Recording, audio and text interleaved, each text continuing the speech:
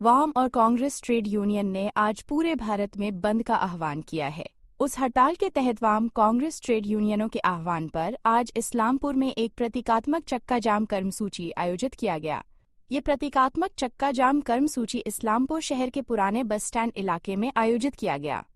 इस चक्का जाम कर्मसूची में CITU के महासचिव सपोन गुहा, नियोगी CPI जिला सह सचिव सह AITUC के जिला नेता पवन कुमार यादव, CITUC नेता रघुपति मुखर्जी, कांग्रेस उपाध्यक्ष और इंटक जिला नेता कमरुल आलम, CITU नेता तापस दास और अन्य कार्यकर्ता समर्थक मौजूद थे।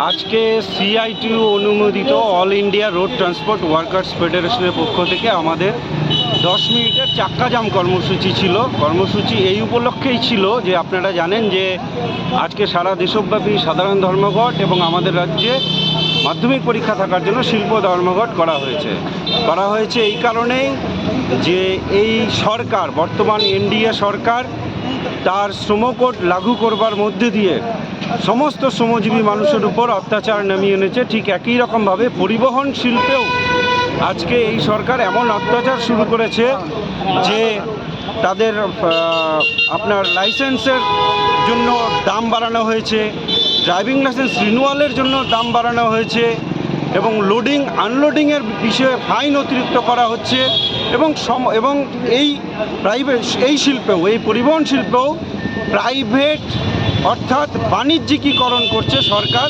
অর্থাৎ পুঁজিপতিদেরকে ডেকে আনছে এই শিল্পেও। খুব স্বাভাবিকভাবে এই যে ছোট ছোট ড্রাইভার যারা আছে এই পেশার সাথে যুক্ত, ছোট ছোট মালিক যারা আছে এই পেশার সাথে যুক্ত, তারা প্রত্যেকেই আজকে শঙ্কিত যে এই পেশায় ভবিষ্যতে তারা থাকতে পারবে কি পারবে না, তারই প্রতিবাদে আজকে আমাদের 10 মিনিটের জন্য চাক্কা জাম কর্মসূচি ছিল এবং তার পাশাপাশি যে শ্রমকোড, প্রতীকী শ্রমকোড আমরা রাস্তার মাঝখানে পুড়িয়ে তার প্রতিবাদ জানিয়েছি।